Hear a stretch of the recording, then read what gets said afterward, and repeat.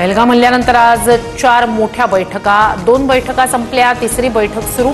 Amit Shah, JP Nadda, Rajnath Singh बैठकीला उपस्थित। पाणी बंदनंतर कोणता मोठा निर्णय होणार का याकडे लक्ष। पाकिस्तानच्या माहिती प्रसारण मंत्र्यांची मध्यरात्री पत्रकार परिषद। पुढच्या 24 ते 36 तासात भारत हल्ला करू शकतो, अताउल्ला तरारचा मोठा दावा।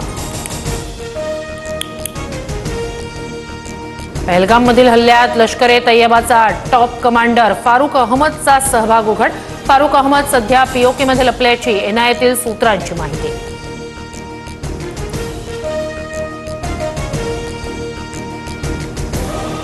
एनआयएची टीम बैसरन व्हॅलीतील घटनास्थळी दाखल। एनआयएचं पथक उच्च तंत्रज्ञानाच्या उपकरणांसह 3D मॅपिंग करणार।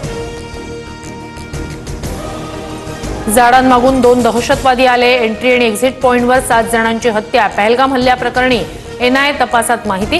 हल्ल्याप्रकरणी आतापर्यंत 100 पेक्षा जास्त स्थानिकांची चौकशी।